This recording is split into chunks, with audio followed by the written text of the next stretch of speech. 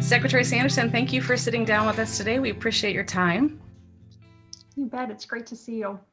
We are looking at the start of a new legislative session. Governor Kristi Noem has given her State of the State address and laid out some of her priorities. Lawmakers have gathered in Pierre. And I'm wondering, as Education Secretary, what are some of your legislative priorities for the 2021 session? I think there's probably three different buckets that are most important as we're looking over the next 36 days now. One, civics education that the governor mentioned in her State of the State yesterday. Two, as we look ahead in schools from COVID and all that we've learned over the last 10 months, making sure that we have priorities in place to help support our students in our schools and address some of the things that we've learned. And then there'll be topics that come to us from a variety of different places that we'll be engaged in. A couple of those that we're aware of right now are around the initiated Measure 26 that the voters passed in November relating to medical marijuana and other proposals related to schools. There's a bill out that brings back the discussion from last year on community-based schools and other proposals that we'll be part of. Let's start with civics education. Governor Noem had an editorial in the Federalist last week, and then this week in her State of the State, she talked about how important good education was, including civic education of our kids. They should see firsthand the importance of civic engagement. They should have robust discussions in the classroom so they can develop critical thinking skills, and they need more experience engaging with elected officials and practicing the art of debate. It's also our responsibility to show them how government works. Those were sort of her big picture thoughts. So what does that look like in a form of legislation compared to what we already have in civics education in the state, and where you think that we need to go? Yeah, so I think this is a conversation about, one, continuing all of the good things that we have in motion in South Dakota, and then looking at what are the additional supports that can provide to teachers and to students so that our students are prepared as they leave high school to be engaged and productive citizens throughout our communities in the state. So there have been some questions that have arisen around what does this mean in terms of what we'll be adding to the curriculum or what we'll be displacing from what students are learning. So I think there's a couple of angles that we should look at as we're talking about how do we best prepare students for their futures as citizens here in the state and the roles that they'll play as private citizens or as leaders in their community if they're serving on school boards or county commissions or anything like that. So we want to make sure that they have a strong foundation in understanding what our history looks like, how we got to this point, what makes it special, and how they can engage in civil discussion and have those critical thinking skills that allow them to participate wholly and in a civil way. So in terms of your question on legislation, what does that look like? So we've got a couple of opportunities as we look forward. You're probably familiar that the governor proposed $900,000 in funding. That funding will help to accelerate efforts around instructional materials for the classroom, and I'll talk about that in just a bit in more detail, teacher training, and then making sure that schools have the resources that they need to engage students in real life experience, real world experience, seeing their government in action or participating in things like you mentioned, Lori, debate, mock legislatures, service learning that give them firsthand experience while they're young and in a coachable environment with trusted teachers.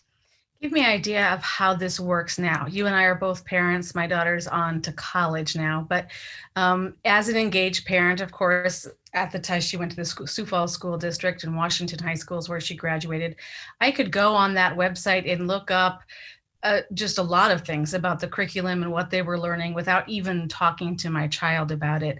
So I have a familiarity with the depth of that in the Sioux Falls School District. Are there problems with other school districts? Is there something, I guess what I'm wondering is if there is a demonstrated lack, or if there is a perceived, these students are coming to college and they somehow didn't gain this information, or do we have like a gap in curriculum across the state for civics education? So some of the things that South Dakota is doing very well that other states haven't paid as close of attention to over time. So I give this credit to educators. I give this credit to school board members and policymakers. Our students graduate from high school, like you mentioned, Lori, with American government in their background, with US history in their background, plus an additional 1.5 units in other social studies content. So that might be econ or other similar areas. And they also have a speech or debate experience. Not all states require that. So that's one of the things that goes really well in South Dakota.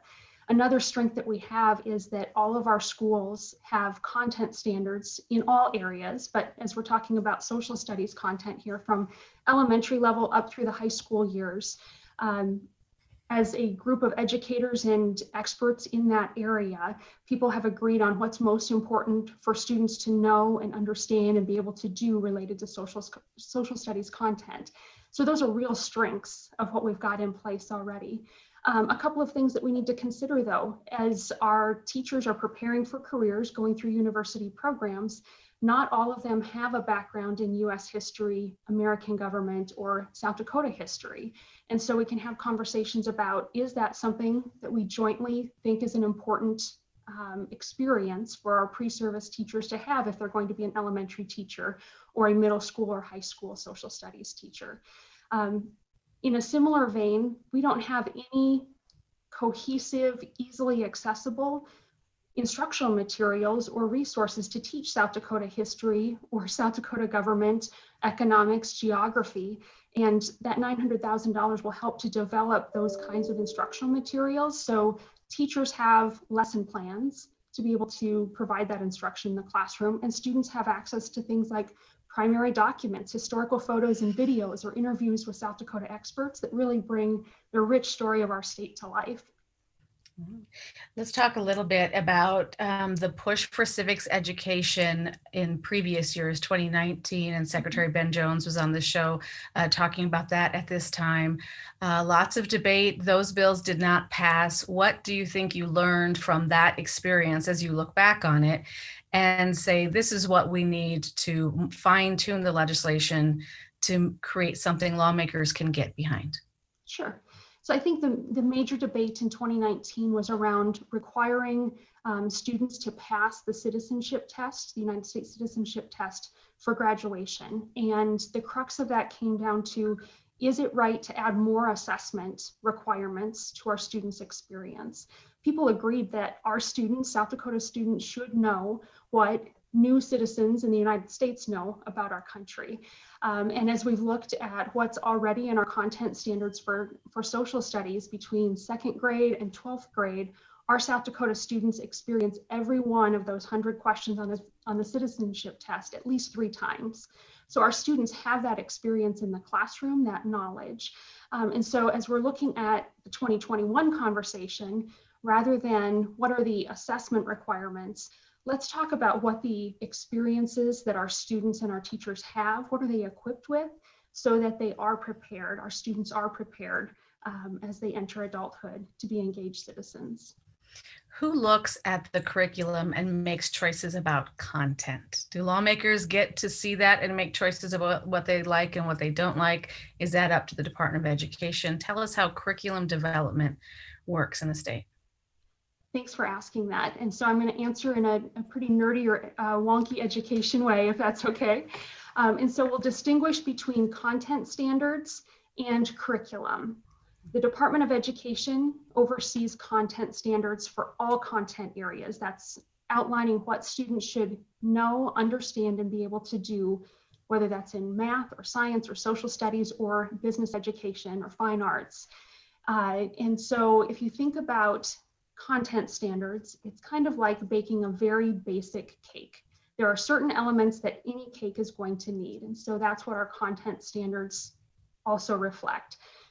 Curriculum is something that school districts use to bring to life in the classroom those content standards.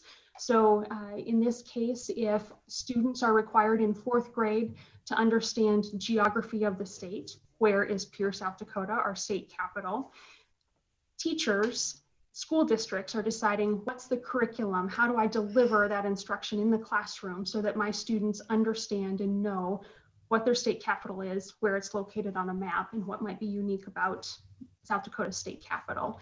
So there's a distinction there. The Department of Education, again, charged with the content standards. School districts are charged with curriculum.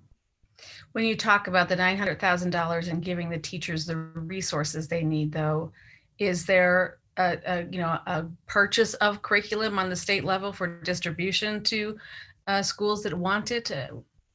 Tell me more about that. I feel like Great there's one question. little piece of information that I'm not quite connecting. So help You me out. bet. And I would say that the conversation that we're having around instructional materials for South Dakota history and government are unique in this content standards versus curriculum. There isn't a textbook creator in the country that's going to create instructional materials on South Dakota history and government. And so that's why we're talking about bringing together the experts in that area, educators, historians. We've got great partners in this state, South Dakota Public Broadcasting, with the instructional materials and resources that you all provide, museums throughout the state that have resources that can all come together and help students experience firsthand, understand our rich history.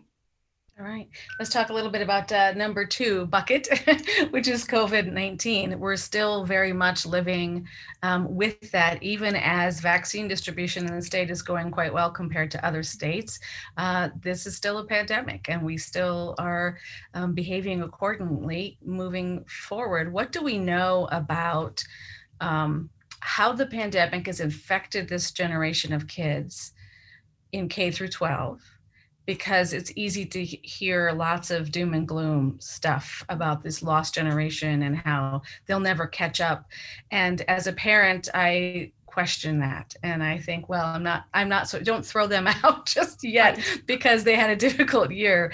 But what are you seeing from test scores, from hearing from, school superintendents about how is it going? How dire is the situation? And how much has COVID-19 really impacted students long-term in South Dakota? Yeah, great question. And I so appreciate that you recognize the resiliency of kids and their interest to be positive and hopeful. And I would say that's what we see in the classroom with kids right now is, yes, it is a very interesting time and education looks different and their experience has been different. But they are resilient and they're ready to learn, they're ready to engage, and their educators are there to support them. So I would say we're kind of in phase 3 of pandemic response for schools.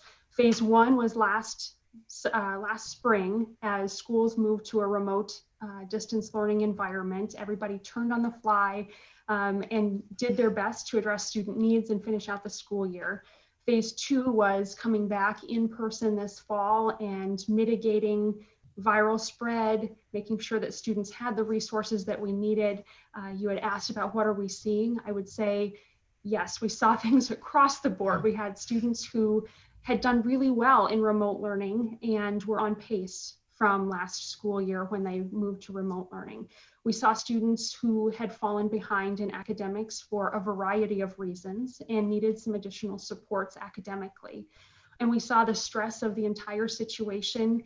It might be parents, aunts and uncles, grandparents losing jobs or having a different home environment over the spring and summer, impacting mental health and social emotional needs.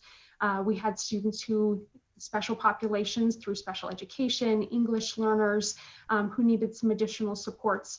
And so schools have been working in multiple ways to offer a variety of options for instructional delivery to their families and to provide supports this last fall that helped address students where they were at and move them forward in their full well-being, both academic and mental health. And I think we're entering phase 3 now of COVID response as we get into this second semester. Schools have figured out mitigation strategies that are working very well, have kind of come into stride with the variety of instructional options that they're offering their families. And as you mentioned, we're very much in this pandemic, but we're also looking at the strides out of it as vaccines are becoming available. Our school nurses right now are part of the group who have access to the vaccines, and our teachers, administrators, and staff will be part of the next group that's projected to start vaccinations in February. So when teachers get vaccinated, they will do so through their school? Correct. And through their school nurses. Okay. They won't receive the vaccines typically through their school nurses, but the regional approach to vaccine distribution, the first group in schools to receive those vaccines will be the school nurses. That's currently happening. And then all other staff will be part of the group that is projected to start in February. I want to talk just a minute about urgency, because I want to be careful not to minimize anybody's concern about how difficult this year has been for their students. And as parents, we watch our kids grow up, so quickly, and all of a sudden, hey, fourth grade is done, and that whole unit on South Dakota history, or that first year in orchestra, that's the year my student missed. Or you're in high school preparing for college graduation, and this ACT was a nightmare for us, and you don't get another chance at it.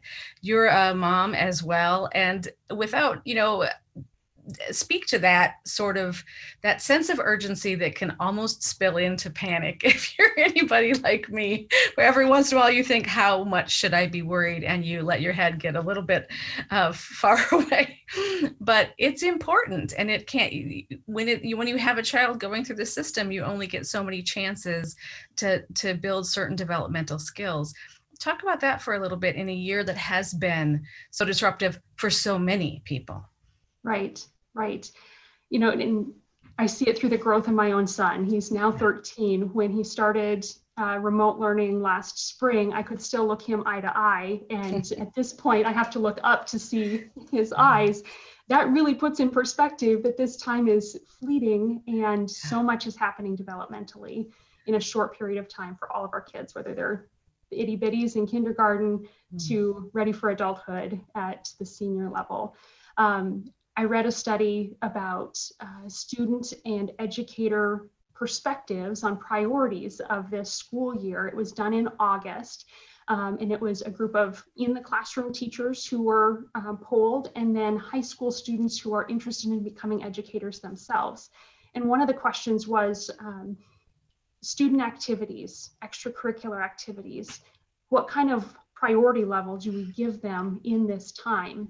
And there was a huge divide between student perspectives and adult perspectives in that study. About 10% of adults viewed that as a high priority, and about 60% of our young people viewed that as a high priority. They crave that social engagement with their peers, the opportunity to connect, the ability to interface and discuss what's weighing on their minds or what they're experiencing, and to find some normalcy. So to your question, Lori, we have to, as adults, think through all the perspectives here.